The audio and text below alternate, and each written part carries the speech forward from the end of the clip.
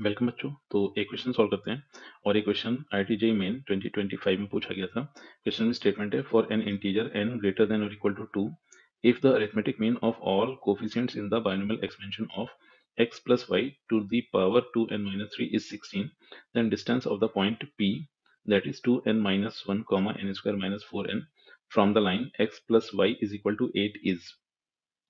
तो इसे सॉल्व करने के लिए सबसे पहला काम तो ये कर लेते हैं कि ये जो एक्सपेंशन दिया गया है, इस एक्सपेंशन मतलब इस एक्सपेंशन में जो भी कोफिशिएंट्स मिलेंगे उनका एवरेज 16 दिया गया है।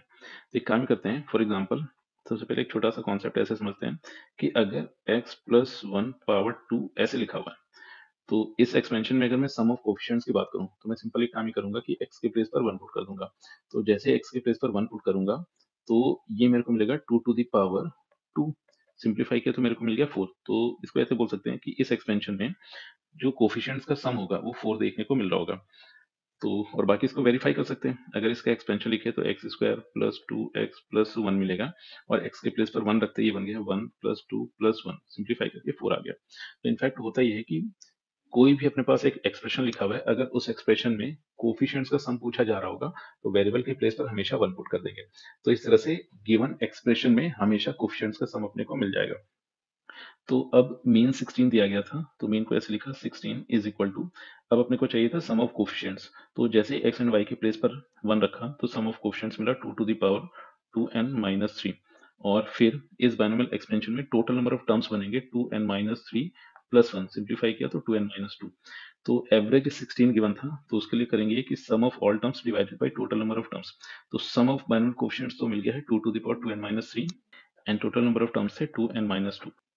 तो अगर इस इक्वेशन को सिंप्लीफाई करें तो सबसे पहला काम तो करते हैं कि क्रॉस मल्टीप्लाई करते हैं। क्रॉस मल्टीप्लाई करते हैं, एक टू यहाँ से कॉमन होकर इसके साथ जाएगा, ये 2 टू द पावर 4 लिखा हुआ है, एक टू यहाँ से मिला, इसको लिख देंगे 2 टू द पावर 5 और फिर मिला n minus one is equal to 2 to the power 2n minus 3। फिर फर्दर यहाँ से अपने को n की वैल्यू मिलेगी 5। तो n की वैल्यू ये अपने को 5 मिल गई। अब जैसे ही n की वैल्यू 5 मिली तो ये जो P पॉइंट दिया गया है, P पॉइंट के कोऑर्डिनेट्स लिखे जा सकते हैं 5 टू जो 10 माइनस वन, तो ये बन गया है 9 और 25 माइनस 20 तो ये बन गया 5। तो P के कोऑर्डिनेट्स बन गए हैं 9,5। अब इस पॉइंट का given straight line x plus y minus 8 equal to 0 से परपेंडिकुलर डिस्टेंस इवेलुएट करनी है। तो वो परपेंडिकुलर डिस्टेंस बन जाएगी, ये मिला अपने को, x के प्लेस पर 9 आ गया तो ऐसे बन जाएगा 9 प्लस 5 माइनस 8 और डिवीजन में स्क्वायर रूट ऑफ 2।